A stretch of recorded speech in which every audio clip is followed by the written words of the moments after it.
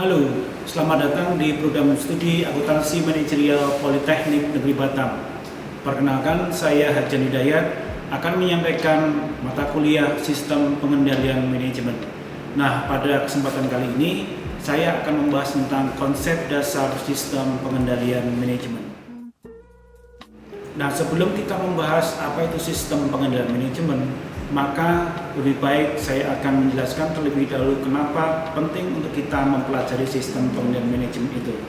Nah, masyarakat sekalian, sistem pengendalian manajemen itu akan memberikan pengetahuan kepada kita, pengetahuan dan kemampuan analitis bagaimana manajemen puncak dalam desain sebuah sistem manajemen untuk merancang dan mempengaruhi atau mengendalikan kinerja perusahaan.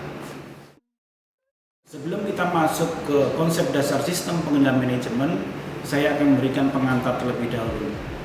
Mahasiswa sekalian, tentu kalian memahami atau tahu bahwa setiap perusahaan pasti mereka memiliki yang namanya tujuan. Nah, untuk bisa mencapai tujuan tersebut, maka perusahaan akan merancang sebuah strategi.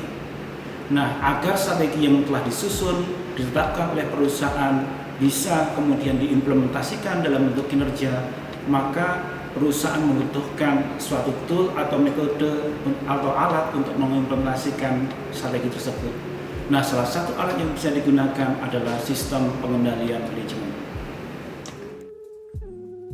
Sistem pengendalian manajemen terdiri dari 3 kata, yaitu sistem pengendalian dan manajemen.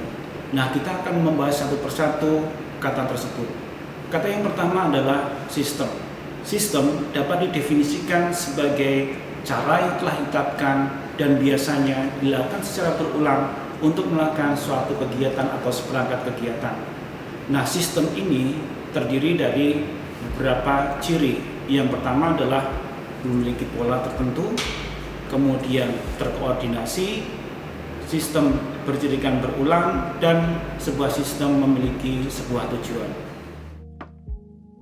Menurut Westerman, sistem juga bisa diartikan sebagai serangkaian komponen yang dikoordinasikan untuk mencapai serangkaian tujuan. Nah, dalam hal ini, sistem memiliki 3 karakteristik, yaitu adanya komponen, yang kedua adalah adanya proses, dan yang ketiga adalah tujuan dalam sistem tersebut.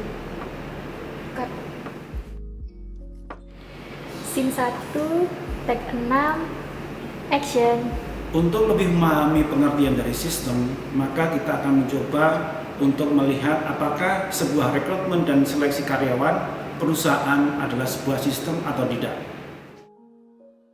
Untuk kegiatan rekrutmen dan seleksi karyawan perusahaan itu dapat dikatakan sebagai sebuah sistem.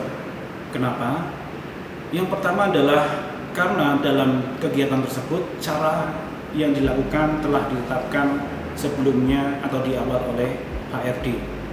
Yang kedua, dapat dikatakan sebagai sistem karena metode yang dilakukan itu kemudian dilakukan secara berulang seperti dilakukannya psikotes, wawancara, dan lain sebagainya. Yang ketiga, adanya proses dimulai dari penyusunan kriteria sampai pada kegiatan yang disebut dengan pengumuman.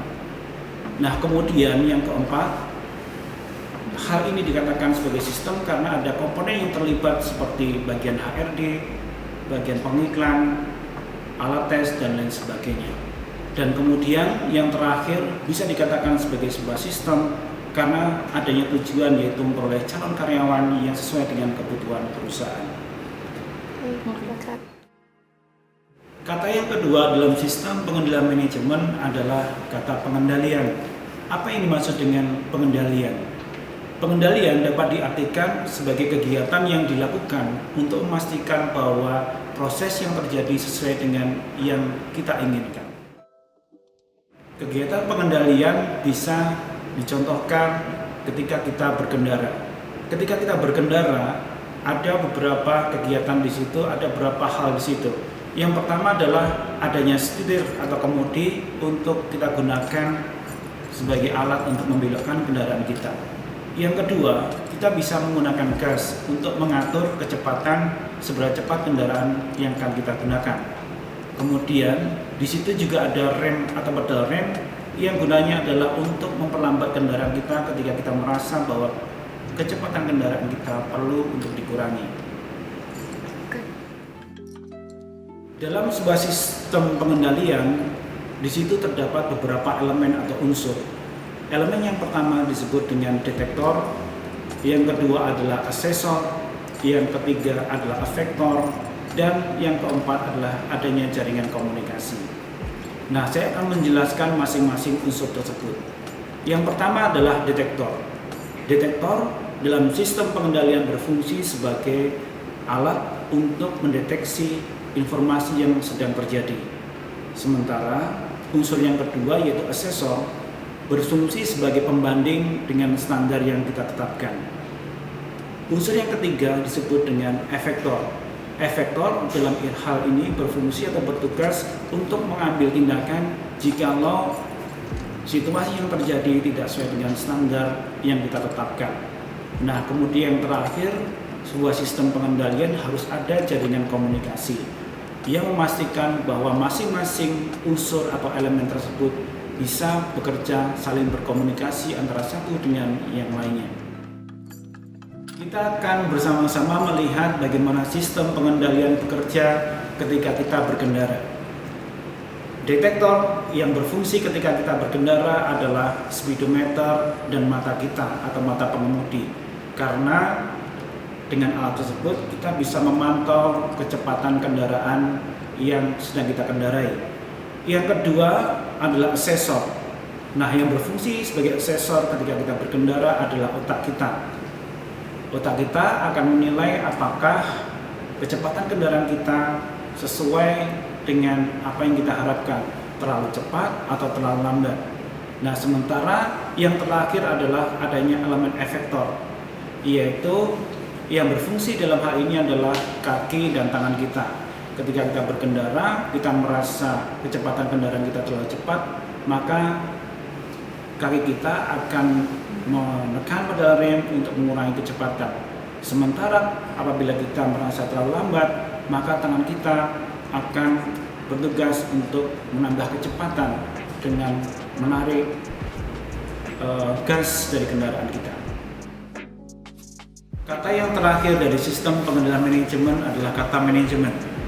Manajemen dapat diartikan sebagai proses mengorganisasi sumber daya dan mengarahkan kegiatan untuk tujuan mencapai sasaran-sasaran organisasi.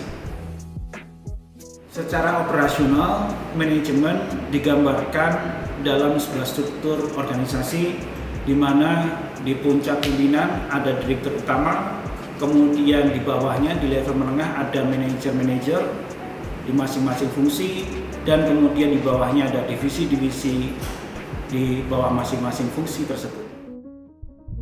Kita sudah membahas pengertian tentang sistem, pengertian tentang pengendalian, dan pengertian tentang manajemen. Nah, apa yang dimaksud dengan sistem pengendalian manajemen itu? Nah, sistem pengendalian manajemen adalah sistem yang digunakan oleh manajemen untuk mengendalikan kegiatan organisasi. Sederhana bukan? Bukan. Berikutnya, saya akan menjelaskan apa perbedaan sistem pengendalian manajemen dengan pengendalian yang sifatnya lebih sederhana. Ada beberapa perbedaan di situ. Yang pertama, bahwa proses SPM atau sistem pengendalian manajemen melibatkan kegiatan perencanaan. Yang kedua, pada sistem pengendalian manajemen, pengendalian tidak terjadi secara otomatis. Kemudian yang ketiga, sistem pengendalian manajemen itu membutuhkan interaksi dengan orang lain. Yang keempat, pada sistem pengendalian manajemen, hubungan antara kebutuhan tindakan dan target untuk mendapatkan hasil yang diinginkan bisa tidak jelas. Dan yang terakhir, kebanyakan pengendalian SPM atau SPM adalah pengendalian diri. Selanjutnya, saya akan menjelaskan perbedaan sistem pengendalian manajemen dengan pengendalian yang lebih sederhana. Perbedaan yang pertama adalah pada proses sistem pengendalian manajemen melibatkan kegiatan perencanaan. Yang kedua, dalam SPM, pengendalian tidak terjadi secara otomatis. Yang ketiga, dalam pelaksanaan SPM membutuhkan interaksi dengan orang lain. Yang keempat, Pada SPM, hubungan antara kebutuhan tindakan dan target untuk mendapatkan hal yang diinginkan bisa saja tidak jelas. Sementara yang terakhir, perbedaan sistem pengendalian manajemen dengan pengendalian yang lebih sederhana adalah kebanyakan dari SPM adalah pengendalian diri. Oke, mahasiswa sekalian, itu tadi adalah konsep dasar sistem pengendalian manajemen. Mudah-mudahan Anda sudah mendapatkan gambaran tentang apa itu sistem pengendalian manajemen. Untuk video berikutnya, saya akan menjelaskan tentang ruang lingkup sistem pengendalian manajemen. Sekian.